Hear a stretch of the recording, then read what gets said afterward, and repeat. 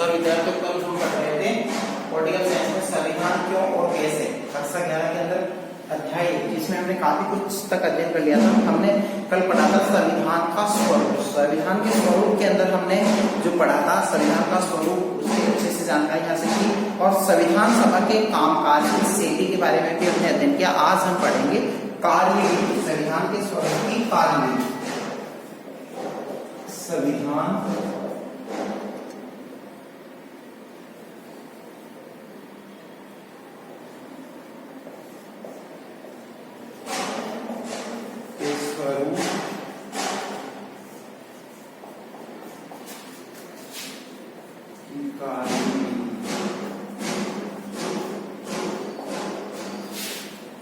संविधान के स्वरूप की कार्यविधि के अंतर्गत ये बताया गया कि संविधान सभा मतलब कौन, संविधान सभा कार्यविधि में भी सार्वजनिक विवेक का महत्व स्पष्ट दिखाई देता है। संविधान सभा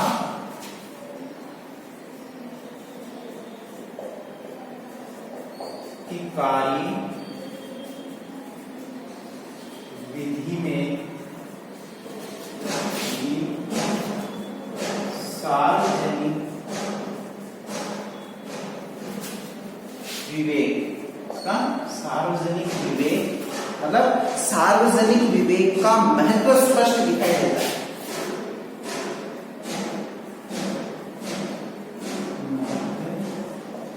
स्पष्ट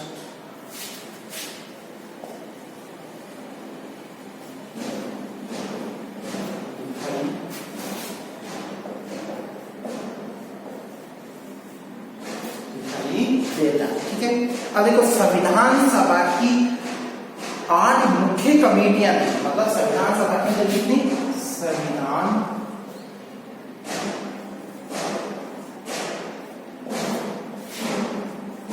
सभा में 8 कमेटियां बनाई गई थी। उसमें 8 कमेटियों का निर्माण किया गया, यानी संविधान सभा के अंदर 8 कमेटियां बनाई गई थी और 8 कमेटियां जो बनाई गई थी उसके अंतर्गत मुख्यतया मतलब जिसमें नेहरू, जवाहरलाल नेहरू, डॉक्टर राजेंद्र प्रसाद, सरदार वल्लभ भाई पटेल, महात्मा गांधी, अंबेडकर इत्यादि लोग उसके अंदर क्या थे, सम्मिलित थे, इत्यादि लोग उसके अंदर संलग्न थे। ठीक है, और दूसरी चीज इसके अंतर्गत और चीज बताई गई है कि जिनके विचार हर बात पर एक दूसरे के समान नहीं थे, मतलब अंबेडकर, राजेंद्र प्रसाद,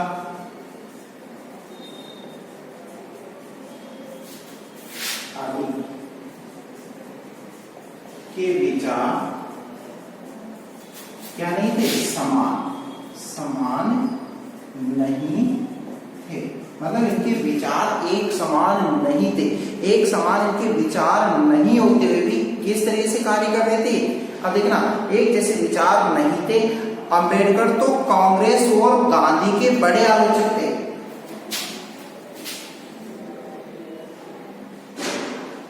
अंबेडकर कांग्रेस व गांधी जी के बड़े आलोचक थे, मतलब उनके द्वारा उनकी क्या की जाती थी, आलोचना की जाती थी। अंबेडकर और गांधी जी की तो बड़ी आलोचना ये करते थे और अनुसूचित जातियों के उत्थान के लिए पर्याप्त काम न होने का आरोप लगाते थे तथा एससी वर्ग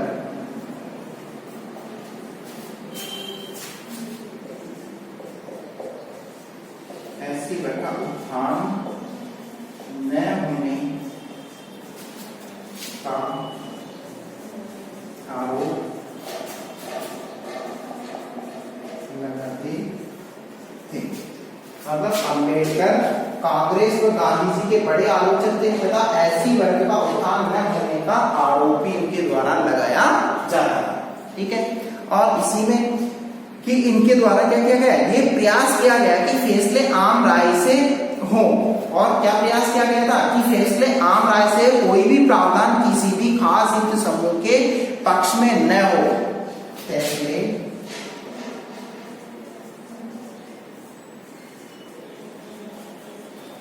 आम सहमति से हो किसी भी खास समूह का हित न हो, मतलब किसी भी खास समूह का हित नहीं हो, मतलब सभी का इसके अंदर क्या होना चाहिए, हित समाहित होना चाहिए। इस तरीके से फैसले आम सहमति से होने चाहिए और किसी भी खास समूह का हित न हो, सभी का क्या है उसके अंदर हित समाहित होना चाहिए। ऐसी बात इसमें कार्यविधि के अंदर ये बातें संलग्न की गई थी और लिखित रूप में उनका जवाब दिया गया। मतलब ये जो बातें लिखी जाती थी, जो भी फैसले लिए जाते थे वो लिखित रूप में होते थे और जो लिखित रूप में होते थे 2 वर्ष 11 माह 18 दिन संविधान सभा की बैठकें 166 दिन तक, मतलब संविधान सभा की जो बैठकें हैं 2 वर्ष 11 माह 166 दिन तक इनकी बैठकें आयोजित हुआ करती, ठीक है। और इनके अखबारों और आम लोगों के लिए इनके दफ्तर क्या रहते थे, खुले हुए रहते थे। अब राष्ट्रीय आंदोलन की विरासत, नेक्स्ट बिंदु हमारा राष्ट्रीय आंदोलन। अब राष्ट्रीय आंदोलन की विरासत के अंतर्गत क्या बताया गया है, देखो राष्ट्रीय आंदोलन के अंदर संविधान न केवल अपनी संविधान सभा के बूते बनता, मतलब संविधान क्या नहीं है, संविधान अपनी संविधान सभा के बूते नहीं बनता था। देखो संविधान अपनी संविधान सभा के बूते नहीं बनाता, मतलब इसको जो बनाने के अंदर जो महत्वपूर्ण भूमिका रही थी तो विविधतापूर्ण थी। मतलब संविधान सभा इतनी विविधतापूर्ण थी, यानी संविधान सभा इतनी विविधतापूर्ण रही है कि वह सामान्य ढंग से काम ही नहीं कर पा रही थी। संविधान सभा क्या थी, विविधतापूर्ण, जिससे सही से कार्य भी नहीं कर पा रही थी, मतलब उसकी वजह से क्या नहीं हो पा रहा था, सही तरीके से ये कार्य संचालन भी नहीं कर पा रही थी। और सिद्धांतों पर आम सहमति न होती जिन्हें संविधान में रखा जाना था, मतलब ऐसे सिद्धांत थे जिसपे आम सहमति नहीं होती, तब तक उन्हें क्या नहीं रखा जाता था, संविधान सभा के अंदर नहीं रखा जाता था। सिद्धांतों पर आम सहमति नहीं होती तब तक उन्हें संविधान में नहीं रखा जाता था। मतलब सिद्धांतों पर जब तक आम सहमति नहीं होती, जब तक सभी इसको स्वीकार नहीं करते, तब तक क्या होता था, उन्हें संविधान के अंदर नहीं लिखा जाता था, प्रत्येक बात लेखबद्ध हुआ करती थी।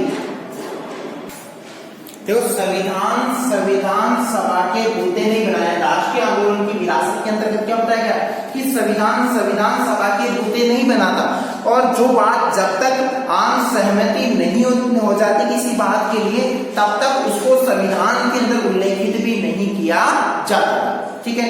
अब देखो कि स्वतंत्रता आंदोलन के दौरान सहमति बनी।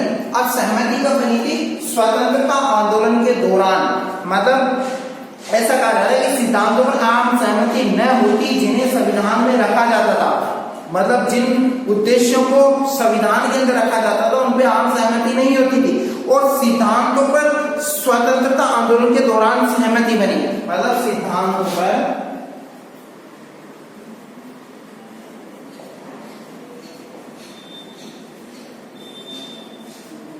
आम सहमति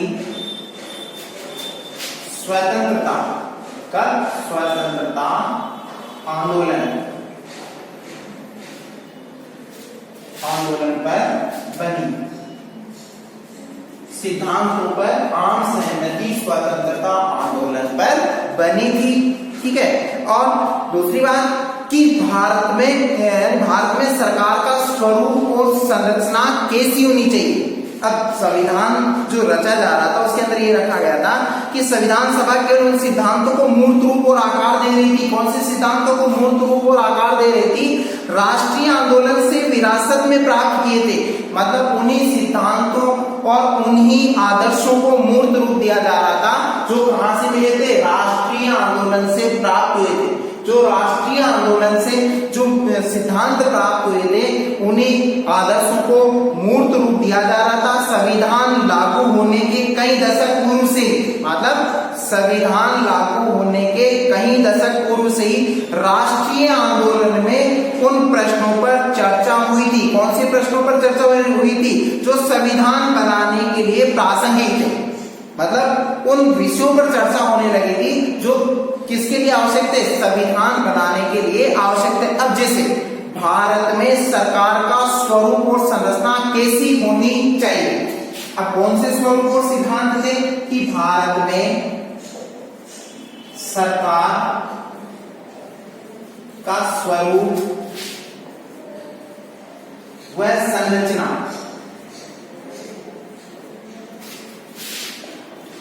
कैसी हो। ठीक है। ये बात भी इसमें उल्लेखित की गई थी, सिद्धांतों के अंदर ये बात उल्लेखित की गई थी। और संविधान की सभी आकांक्षाओं और मूल्य, संविधान की सभी आकांक्षाओं और मूल्यों को समाहित किया गया था। मतलब प्रस्तावना के अंदर क्या किया गया था? प्रस्तावना में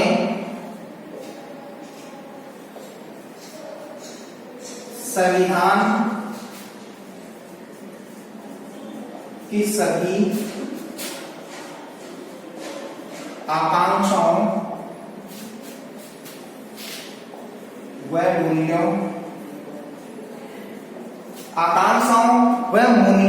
मूल्यों को क्या किया गया था? आकांक्षाओं व मूल्यों को समर्थन करना चाहिए था। मतलब हमें किन मूल्यों का समर्थन करना चाहिए था? मतलब किन आकांक्षाओं और मूल्यों को स्थान देना चाहिए था और असमानताओं को दूर किया जाना चाहिए। मतलब प्रस्तावना में संविधान की सभी आकांक्षाओं और मूल्यों को समर्थन। ठीक है।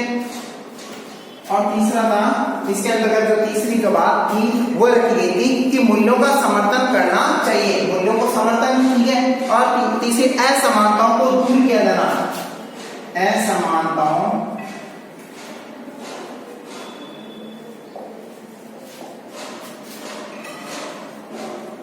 दूर किया जाना। असमानताओं को क्या करना है? दूर किया जाना है। ठीक है। और संविधान में अंतिम रूप प्रदान किया गया। मतलब अब सभी को क्या किया गया? असमानताओं को दूर किया और बहसों से प्राप्त निष्कर्षों को ही, बहसों से प्राप्त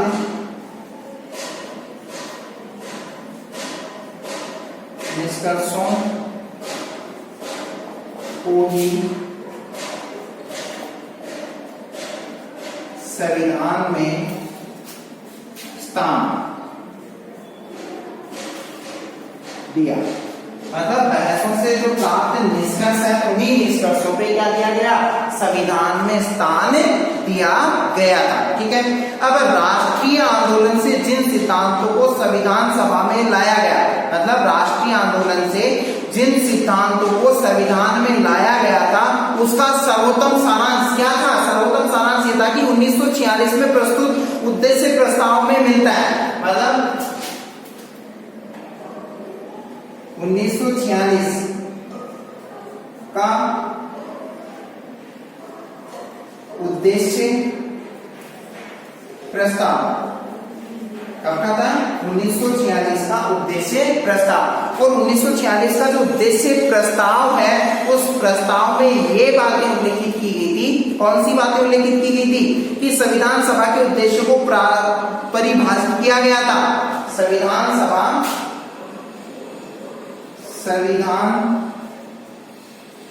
सभा के उद्देश्य प्रस्ताव को उल्लेखित किया गया था। संविधान सभा के उद्देश्य प्रस्ताव को क्या किया गया था, इसमें सम्मिलित किया गया यानी उल्लेखित किया गया था।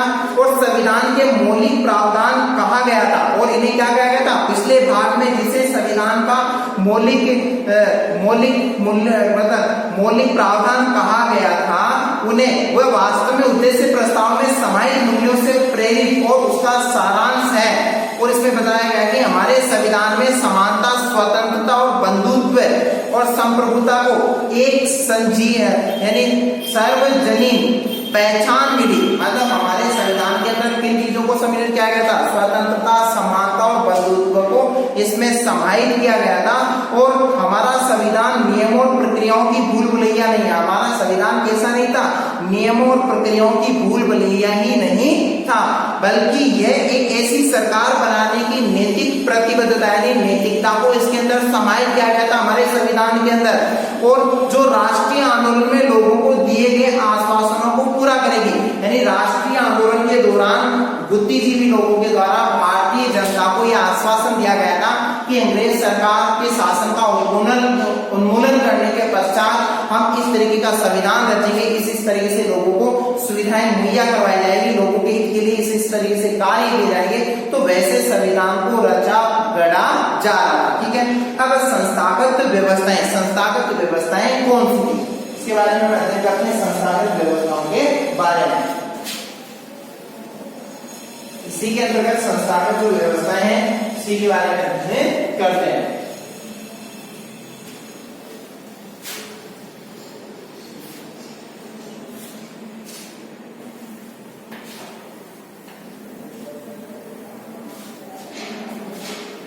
संस्थागत व्यवस्थाएं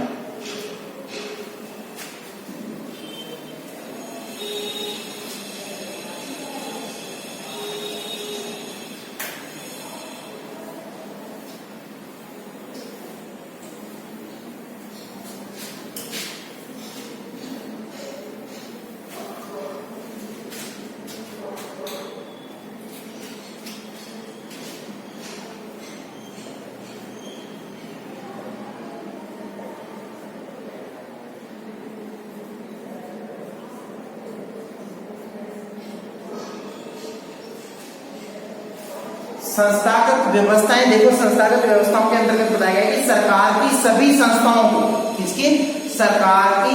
संस्थाओं को संतुलित रूप से व्यवस्थित किया जाए। सरकार की सभी व्यवस्थाओं को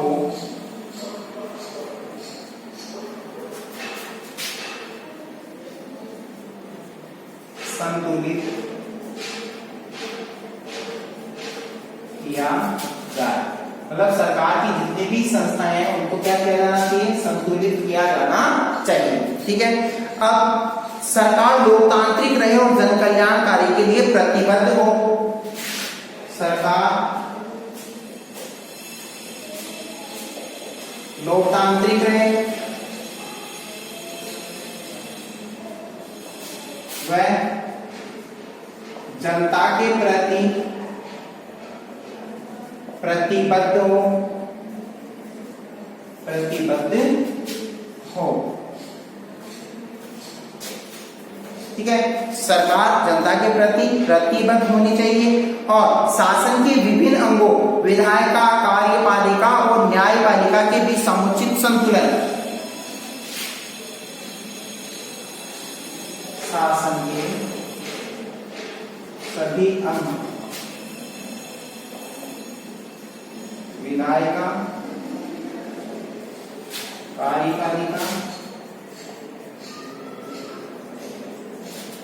न्यायपालिका,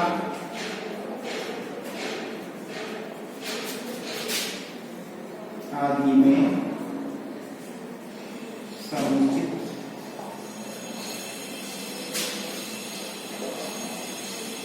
संतुलन हो।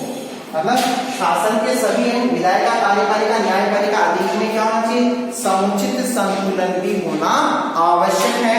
और समुचित संतुलन स्थापित करने के लिए बहुत विचार मंथन किया गया। संविधान सभा ने संसदीय शासन व्यवस्था और संघात्मक, यानी संसदीय शासन व्यवस्था और संघात्मक व्यवस्था को स्वीकार किया। संविधान ने संसदीय व्यवस्था व संघात्मक व्यवस्था को स्वीकार किया। ठीक है। और केंद्रीय सरकार और राज्यों के बीच शक्तियों का वितरण करती है।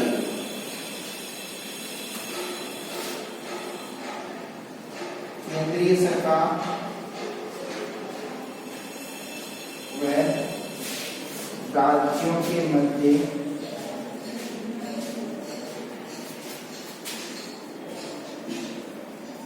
शक्तियों का वितरण करती है। केंद्र सरकार को राज्यों के मध्य क्या किया जाता है, शक्तियों का वितरण किया जाता है। ठीक है। और इसी में व्यापक रूप में कि शासकीय संस्थाओं की सर्वाधिक संतुलित, मतलब शासकीय संस्थाओं की सर्वाधिक संतुलित व्यवस्था स्थापित करने में हमारे संविधान निर्माताओं ने दूसरे देशों के प्रयोगों के अनुभव से कुछ सीखने में कोई संकोच भी नहीं किया। यानी दूसरे देशों के संविधान से बहुत कुछ बातों का हमने संकलन किया है। ठीक है। अब देखो इसी के साथ में है कि कार्य को संपन्न करने के लिए जरूरी था, और संविधान के कार्य को संपन्न करने के लिए दूसरे संविधानों से बहुत कुछ हमें चीजें लेने की आवश्यकता थी, और कार्य को सही तरीके से हम संपादित कर सके। और विभिन्न देशों से अनेक प्रावधानों को भी लिया गया था। विभिन्न देशों से अनेक प्रावधान लिए गए। यानी विभिन्न देशों से हमने क्या लिए, अनेक प्रावधान भी लिए हैं। और इस आधार पर उचित सिद्ध करना था, क्या सिद्ध करना था, कि भारत की समस्याओं और आशाओं के अनुरूप है। मतलब ये बात सिद्ध करनी थी कि जो संविधान है वो भारत की समस्याओं और आशाओं के अनुसार बनाया गया है, कि हमारा संविधान, मतलब संविधान सभा ने संकुचित दृष्टिकोण को छोड़कर संपूर्ण विश्व से सर्वोत्तम चीजों को ग्रहण किया है। मतलब हमने निसंकोच अन्य राष्ट्रों से अच्छे अच्छे विचारों का संकलन हमारे भारतीय संविधान के अंदर मतलब उनको संकलित किया है, उनको मिलाने की हमने चेष्टा की है, जिससे कि हमारा संविधान एक उचित संविधान का निर्माण हो सके, जिसमें हमने ब्रिटिश संविधान से भी बहुत सी चीजें ली है, आयरलैंड के संविधान से हमने बहुत सी चीजें ली है, अमेरिका का संविधान है, कनाडा का संविधान है, फ्रांस का संविधान है, जिसमें आयरलैंड के संविधान से हमने राज्य के लिए नीति निर्देशक तत्व लिए हैं। ठीक है। और यही बात फ्रांस की हो तो फ्रांस में हमने स्वतंत्रता, समानता, बंधुत्व के भाव जैसे विचारों का संकलन किया है। और कनाडा के संविधान से अर्धसंघात्मक व्यवस्था, संघात्मक सरकार का स्वरूप हमने वहां से लिया, और अवशिष्ट शक्तियां भी हमने कनाडा के संविधान से ली है। और अमेरिका के संविधान से हमने मौलिक अधिकारों का संकलन किया है, और न्यायिक पुनरावलोकन की जो शक्ति है वो अमेरिका के संविधान से ली गई है। और ब्रिटेन के संविधान की अगर बात की जाए तो उससे हमने जो चीजें ली है, जिसमें कानून निर्माण की विधि, कानून बनाने का तरीका हमने वहां से हासिल किया है। और सर्वाधिक रूप से आभार व्यक्त कर, यानी चुनाव में जीत का फैसला भी हमने वहां से ही लिया है। और कानून के शासन का विचार, जिसमें विधायिका में अध्यक्ष का पद और उसकी भूमिका इत्यादि चीजें हमने अन्य राष्ट्रों के संविधान से लिए, जिससे हमारा एक समुचित स्वतंत्र क्या बन सके, संविधान का निर्माण हो सके। ठीक है, इसी के साथ में आपका ये संविधान क्यों और कैसे नामक पाठ समाप्त होता है। धन्यवाद।